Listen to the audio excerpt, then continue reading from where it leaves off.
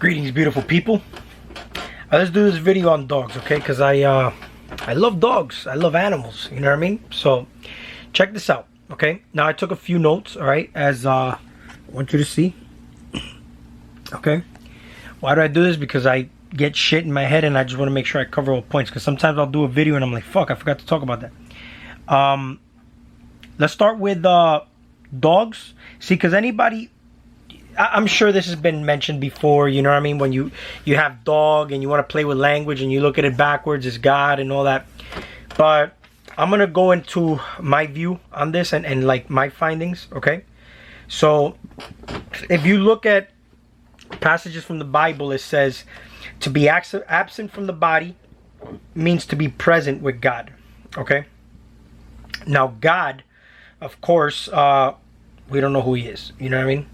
We don't know who he is. There's pictures of Jesus, supposedly, you know what I mean? He was a white man with long brown hair, you know what I mean? And supposedly this is what he looks like. Then you have other religions and they have their own depictions of what their depiction of a Jesus looks like. But here's the thing, okay? When you die, okay, if you go back to like Egyptian history, there's an ancient deity, okay, by the name of Anubis, okay, which is a deity with a dog head, okay. Now he dates back 2600 BC, which means before Christ, okay. And here's what happens. So see, Anubis, he's supposed to be the protector in the afterlife. He guides you into the afterlife, and basically, you know how you have this story of the whole judgment. He basically gets you presented in front of the scales of Ma'at. Your heart is weighed against a feather, and it's basically supposed to vibrate higher than a feather. And a lot of people will say, oh, because it says that it's weighed next to a feather, but a lot of people will look at it as like physical weight, but it's not physical weight, it's vibration. Like if you're coming from a space of unconditional love, then your heart apparently is vibrating higher, and when something vibrates higher, it weighs less, okay? Even look at it, when something's vibrating, you're less physical, you know what I mean? Because you're actually, like, if you have water, for example, and it's less, it's vibrating less, it becomes more solid, you know what I mean? So it's basically your heart coming from a place of unconditional love, but not having any attachments to the physical. If you're too attached to the physical, this is where it's said that you have to come back and do this shit all over again. Now, you have Horus, Osiris, you have all these angels and deities present. This is why this whole judgment story says that you're presented in front of all the angels and all that. And Anubis guides you and takes you to where you have to go, okay? This is what the story depicts, okay? Now, if you notice how it is in real life, okay, and I find this very interesting, do you notice whoever has dogs, you don't notice that when you walk your dog is naturally always like ahead of you, always trying to pull on the leash or guide you somewhere? But in the process, there's many reasons for this. He knows where you're going, but he wants to guide you in the direction that you're apparently trying to go. But the reason he's going ahead is not that he's guiding you, but he's also sticking his neck out for you. So dogs have a natural tendency to be wanting to lead the pack. Now, see, a dog has 3 chakras, and this is a conclusion that I came up to, so it's not definitive, but I want you to hear me out, and I would love to hear what you guys think. Now, we have 7 chakras that we know of. I like this number 9, and I believe that we have 9 chakras, not 7, but that'll be for another video. But dogs have 3.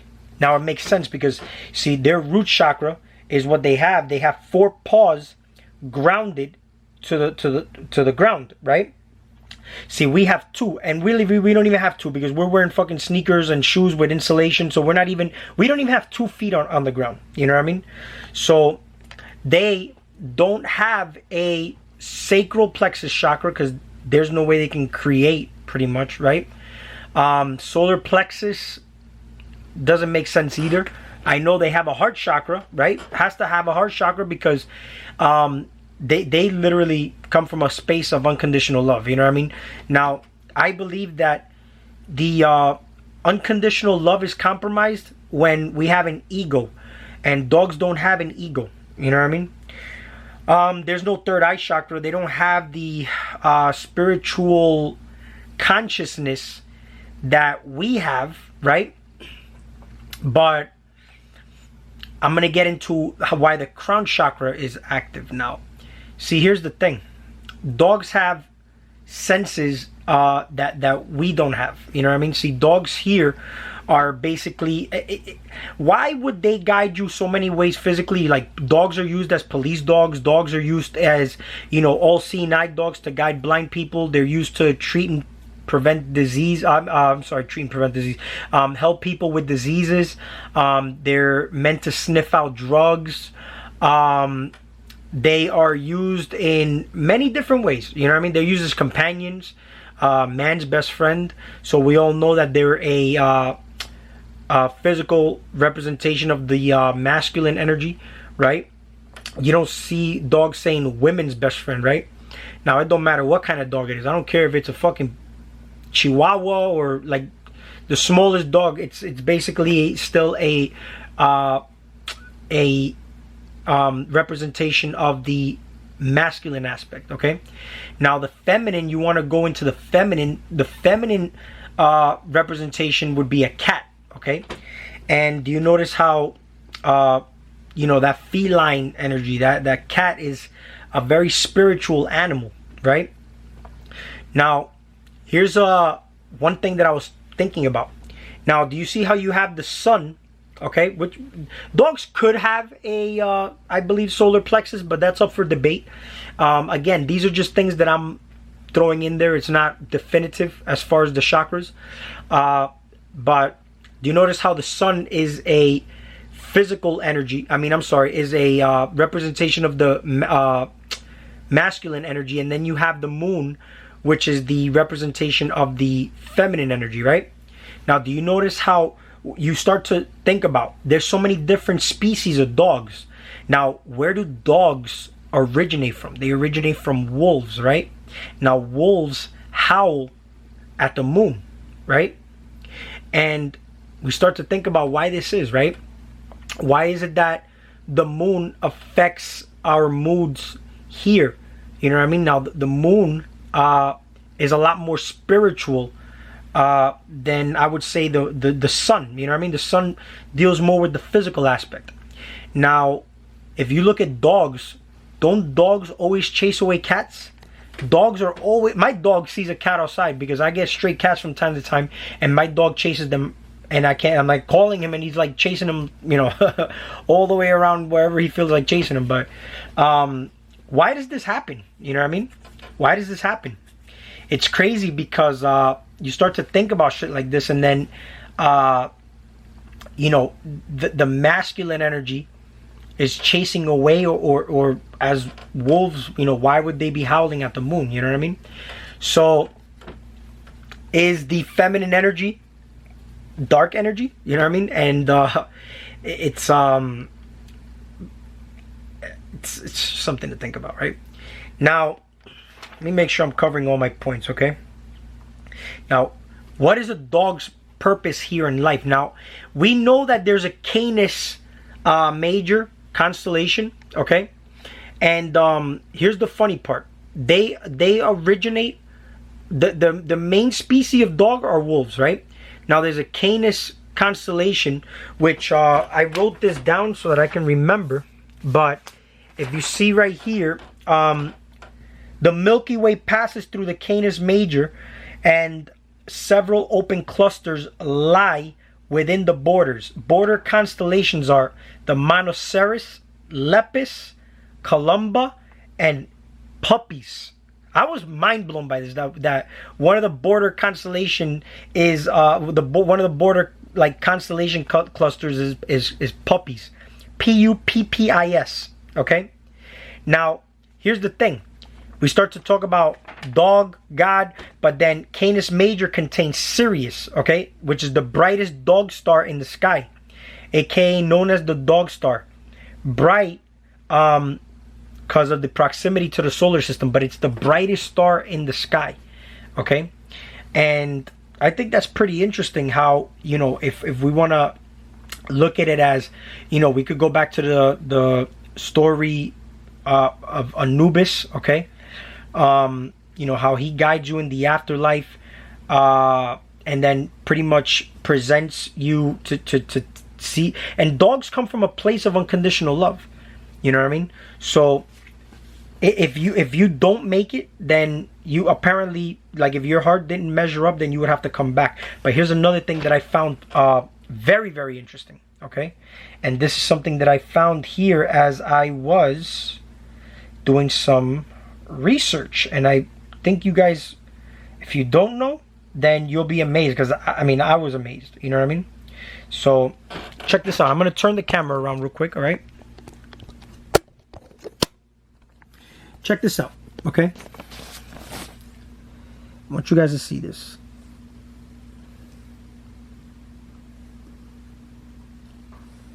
See, this is Anubis, right?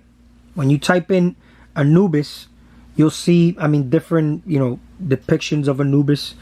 But this is basically what you would see in, like, the Egyptian, you know, pictures and all that type of stuff. Now, I want you to look at this, okay?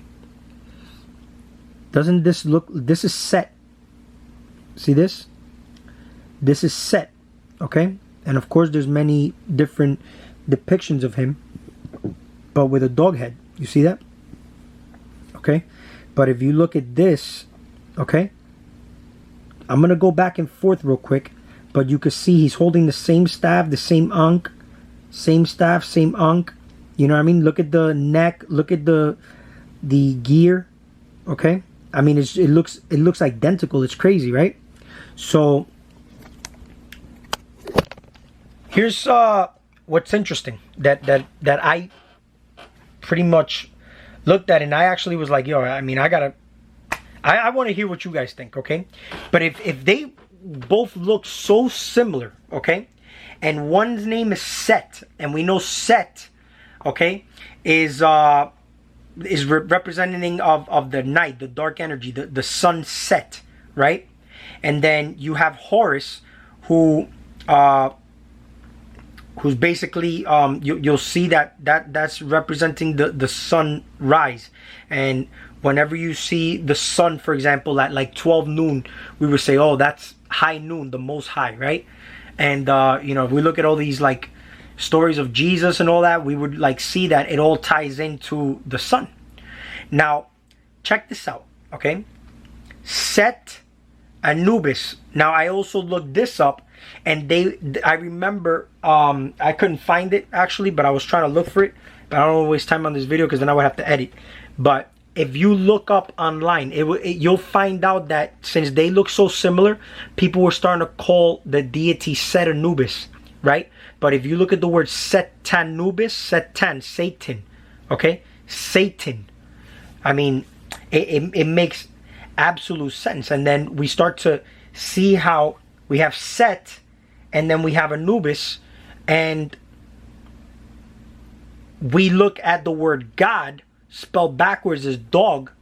Are we really calling God Satan? You know what I mean? Again, just something to think about. I'm not saying this is definitive. This is just, I'm writing a bunch of notes. You know what I mean? And as I'm writing, I'm starting to see things that make a little bit of sense. So I decided to just put it in a video and share it. You know what I mean? But this is me guiding you into just maybe looking at it and doing research. And I would love to see what somebody would come up with, because I pretty much did a shitload of research. Okay, now here's another thing that's very interesting. Okay, now I'm gonna flip the camera around so you can see this. Okay, check this out. Now, dog in Spanish is perro. This is dog, but it also means to get smashed, drunk, and to be a womanizer, right? Now, when you're a womanizer, of course, you know you act like a dog, right? So, get smashed or drunk. I want you guys to remember this and why I'm telling you, right? Now, perreo, booty dance, grinding. Perra means bitch, which is a female dog. Pero means but. Like when you say, well, I can see what you're saying, but that's the word but. Now, but is but, B-U-T-T also. I mean, it's in the same frequency. I look at words like, they have two different meanings, but words don't mean shit. They're just a frequency. You know what I mean? It's if it sounds what it is what it is. It's in the same thing. We just, the same way $1 costs the same as $100 to print is just a belief and what we know and we've been indoctrinated to believe. This is what it is with words. All right? But is but the same way. All right? Now, canine, canis, teeth, hunt, kill, prey. Perro. Now, I want you guys to look at the word pharaoh. It's an Egyptian king, or we know kin. Kin, all right? Now, if you look here, pharaoh came from the word ra-ka per-a, all right? Per-a. Kind of looks just like the word perra, perra, but it's pronounced perra in Spanish. Sorry, it's pronounced perra in Spanish, but it's, if you want to like pronounce it in English the way it looks, perra. Perro, right? Per-o, per-a, gray house, royal palace in ancient Egypt, all right? Now, it's not a title. It's a generic name for all Egyptian king on the 18th dynasty, okay? Now, again, nothing is definitive. I'm just doing some research, but the word pharaoh alone, okay? And pharaohs were considered kings, literally of the nation. You know what I mean? They were considered kings. They were looked up to it. They were looked at as gods. Okay, so when you look at those words and you start to play around with it, now here's the thing though. When you get smashed or drunk, right? Do you notice how you can't remember shit? Okay, like I'm not talking about like buzzed or tipsy. I'm talking about smashed. That's what perro means, and when you get wasted. So this is what happens when you get wasted. You get twisted, drunk. You don't remember shit. Now I just said in the beginning of this video that when you are absent from the body, you are present with God. But here's the thing. When you get smashed or drunk, you're still unconsciously aware because you don't remember shit what happens, right? Now, if you do this, let's say, for example, consciously and aware, like coming out of body and you're conscious and aware of you moving your consciousness from your physical body to your astral body, because you have three bodies. You have your etheric, astral, and physical body, okay? Now, when you have an etheric body, these are basically when you go into like lucid dreams and, you know, into the dream realm and you could become lucid. I'll make a video on the, you know, total freedom of the beauty of being really free, you know what I mean? But, you know, when you get twisted, you get drunk, you don't remember shit what happened, right? Now, and it's because here's the thing, when you take alcohol in that way, see, alcohol is called spirits, but you are depending on the frequency you're in. Let's say if you're angry and you drink, you're gonna get more angry. You know what I mean? This is with consent that you were able to tap into the frequency, and all it does is just amplify it and magnify it. And if you're happy and you're drinking, you'll be amplified. You'll be more happy. You know what I mean? But this is why when people are like, let's say, sad and depressed and they drink, they get more depressed. You know what I mean? You see it. They start crying and they start to show more emotions. Their tears come out. You know what I mean? And that's an expression of like, you know, that liquid, don't forget, that's your vibration. That's soul. You know what I mean? Now, when you get drunk and twisted like that, you don't remember shit. And here's the funny part. I'm going to make a video. Well, actually, I did a video yesterday. I just haven't uploaded it. I have problems with my computer. But I saw a video where people were talking about, oh, why do you feel tired when you wake up? See, there's the whole point of being conscious and aware of what you're doing when you're in a rest, or shall I say reset mode, okay? I'll make another video on that. Because it's equivalent to you being smashed and drunk. Like, you don't remember shit. And what happens when somebody's so twisted and drunk? Do you notice how a drunk person can always find their way home? Because their body is either on autopilot, okay? But notice that they fall, they stumble, they fuck themselves up, and then when they wake up the next day, they got all these bruises and scrapes, and you know what I mean? They go through all this shit and they don't remember nothing about what happened, okay? So when you're in an astral realm, yeah, you can get spiritually attacked, you know what I mean? And you don't know what's going on, so you might be getting your energy drained while you're in the astral realm, you know what I mean? And this is why when you wake up, you might be super tired. But in that video, I covered why, you know, things like that might be, okay? So let me make sure I covered everything that I wanted to cover so that I'm not missing anything, okay? Protection guard dog series, dog guide, what is dog? I talked about the female energy, SET-ANubis, and yeah, that's all I wanted to talk about. I mean, I write notes again because I'll forget, and I want to make sure I cover everything one shot, you know what I mean? But you know, be you to the fullest, beautiful people. Be you to the fullest. Be beautiful. Be beautiful. Be you to the fullest. This is why I say beautiful people all the time, is because I say be you to the fullest, okay? And honestly, it don't even matter what you want to be full of, as long as you're doing it to the fullest, all right? You know, shout out to everybody that, you know, puts out videos and, you know, helps me learn, and I can get a connection, you know, from you guys, and, you know, exchange energy. It's a beautiful thing, okay? So we will chat soon. If you like, share and subscribe, and we will talk on the comments.